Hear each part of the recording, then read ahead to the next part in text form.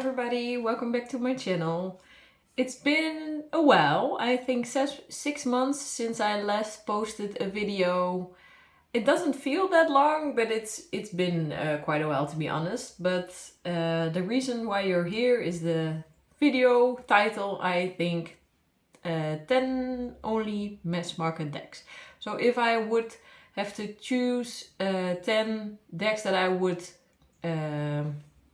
keep and the rest I would give away or sell, this would be the 10 only mass market decks that I would want to have in my collection.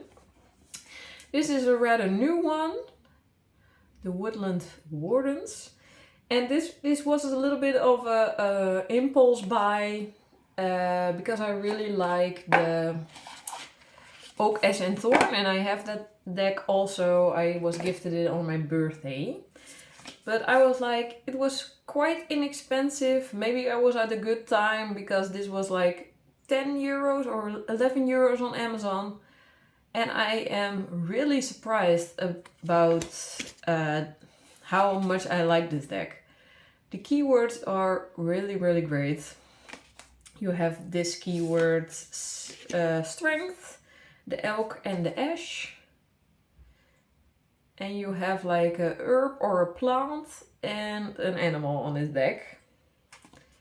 I don't think it's an herb, I think it's a plant. And the images are very nice. It's nice to shuffle, and overall this aesthetic is what I really like. It's really soft and muted, and I really like animal decks, so this one should be in my collection. And I'm really surprised actually about how much I love it, and I use it a lot in client readings. And yeah, so that was the first. Second deck that I really want to keep if I could only have 10 mass market decks is my Lord of the Rings Tarot. This is the box. I already have it out of the box. I was gifted this also on my, I won't say holiday, but I mean my birthday. It is inside editions and it is a pip deck. And usually I don't really like pip style decks, but it is maybe because it's a fandom deck that I find the artwork quite busy on its own, and I really like that it has some more quiet cards. So in the spread it really looks great actually. I think they did a good job with this, and I want to say that lightly because a lot of people don't really like inside editions decks, and I have the Stranger Things deck, and I'm really not really a fan of the, how do you say that? The people they chose in the cards.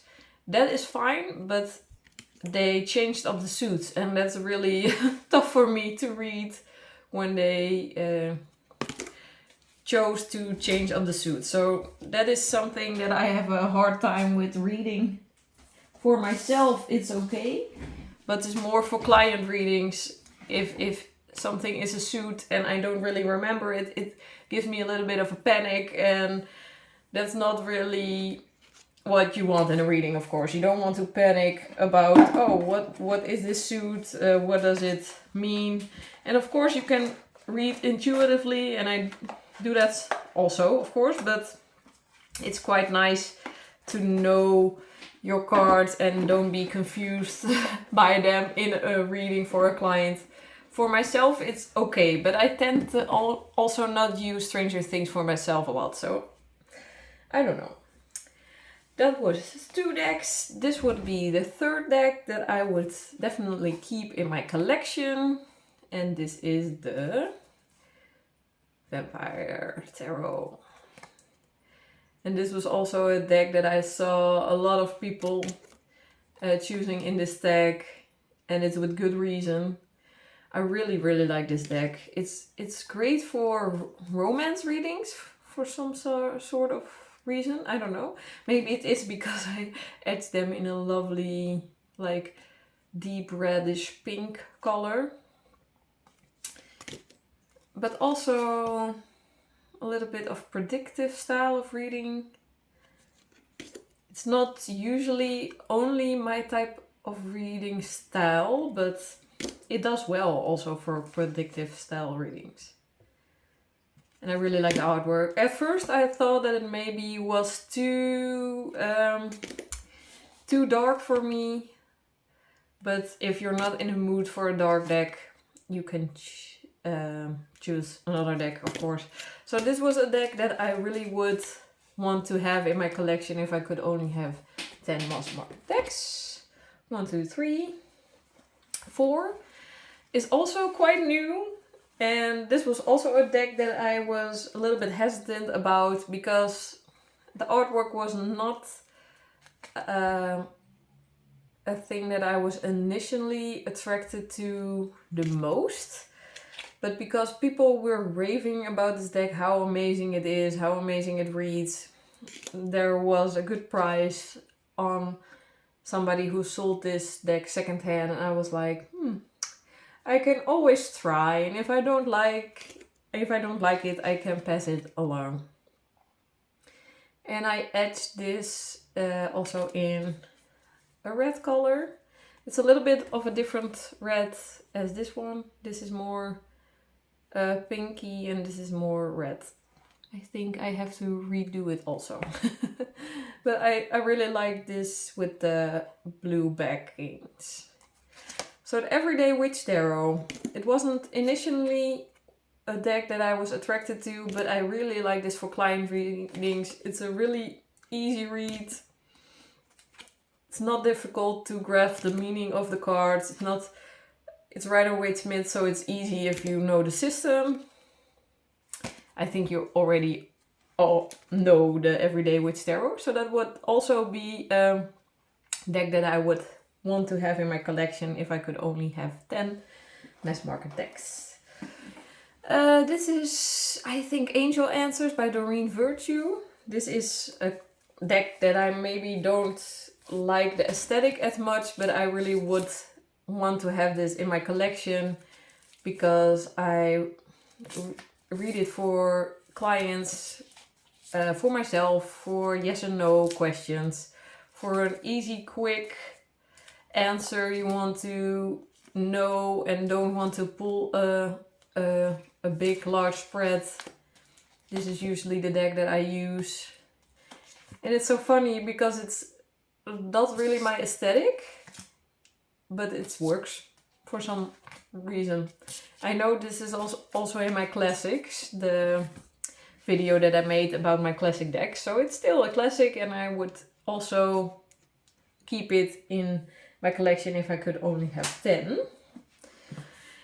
This is the 1, 2, 3, 4, 5, 6th deck. The Dark Goddess Tarot. It's an amazing deck. I really like the guidebook. It's really thick and it has a lot of information. I also like the smell of this guidebook. Santa Muerte. That is a beautiful goddess. The only thing I maybe don't really like about it is the gilding, but that's really a personal feeling. That really doesn't have anything to do with like the actual cards and the actual meanings of the cards and the goddesses. It's more a personal thing. So this deck is really good for goddess readings. So I have those also in my Etsy shop. Usually I choose a card, I don't know, maybe once a month to see what goddess wants to work with me or what kind of energy I'm embodying. And I had a great time with this deck. I don't use it every day anymore, but I would never want to get rid of it. And it's definitely one that is very secure in my collection. So that is the Dark Goddess Tarot. Then we have also a rather new one, the Herbal Astrology. Oracle. Artwork by Josephine Clerks and Adriana Yeles. I really don't know if I pronounced that correctly, but sorry if I'm butchering it. Yes, I don't have enough good things to say about this. This is really, really stunning imagery. If I would choose between all of the imagery that I would like the most, this would be the most beautiful artwork to me, personally. The keywords are really good. Completion. And we have comfrey. I really don't know this herb, so that's great for me to learn more about herbs. Yes, it's great for client readings, but I also use it for myself. I think more for clients than for myself, but that's okay. Purpose is really soft and gentle energy. And as I said, it's great to get to know more about herbs because that is something I'm interested in, but I'm interested in other things more, if that makes sense. I'm more interested in tarot and oracle, so herbs are usually the third or fourth thing that I am interested in, so it's not on the forefront of my mind. But because they are in the cards, I have a lot more knowledge than I would not have. Okay, this is very confusing, but I would, it's good to get to know more about the herbs. I mean, I'm not a herbalist, so I don't know that much about it. But it's amazing. I love it. That is the Herbal Astrology Oracle. And this is not really new. Lucy Cavendish, Shadow and Light. And it's quite a shadowy deck, I would say. It's a little bit of the creepy artwork. Working too hard, but it's really straightforward meaning of the cards. I would say more of a shadow work deck, but still not too harsh, if it could if that is maybe the best way to describe it. It's a shadow work deck, but I don't leave the reading crying. oh my god, I don't know if that's a good way to describe a deck, but I think so, yeah. So that's Shadow and Light Oracle. That is the 1, 2, 3, 4, 5, 6, 7th deck.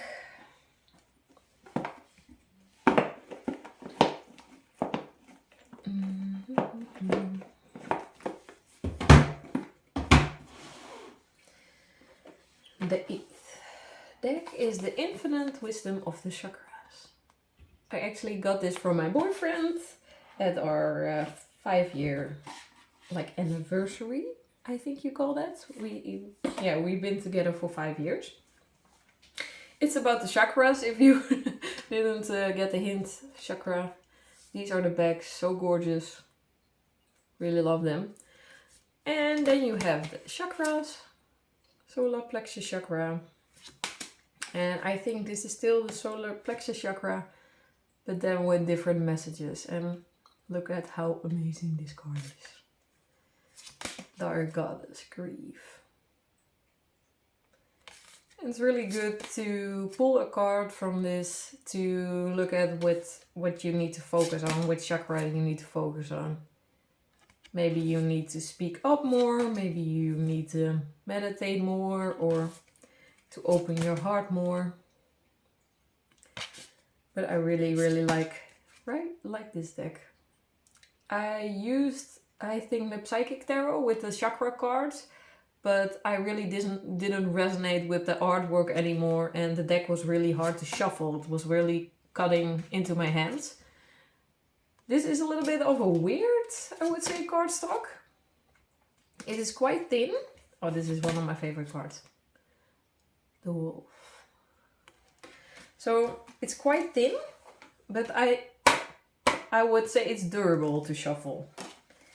So I don't have this deck for many...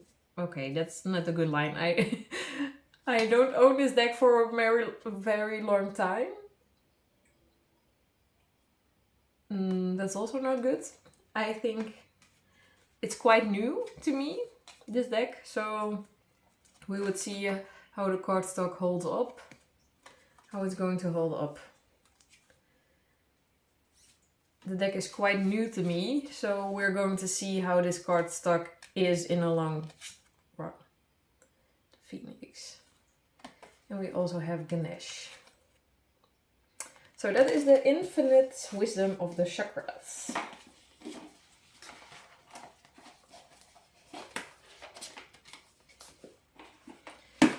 And then we have the last deck, but not least, Tarot of the Hidden Realm. I haven't used this deck in quite some time, but I love it. The backs. Ace of Swords. I really like how the cards, the beginning of the suit, so the aces have animals on it. It's a little bit of a fae energy, but not like totally. It's more like a fae fantasy vibe, and I just adore this artwork. And I heard a lot of people say that they don't really like the faces on the cards, but I tend to really like faces on the cards because when I read, I can interpret the faces with energies and emotions, and that's a good way for me to read in a reading. So I really adore this deck, and I wouldn't want to be without. And it's so nice to shuffle. I know also not everybody likes the Llewellyn cardstock, but I love it. It's really gentle on my hands. It's easy to shuffle, and I really adore it. So thank you for watching this video. If you want to see more, hopefully I'm going to post more and not going to wait 6 months to post my next video. But stay tuned for some more videos, and I will talk to you maybe in the comments. Thank you for watching. Bye.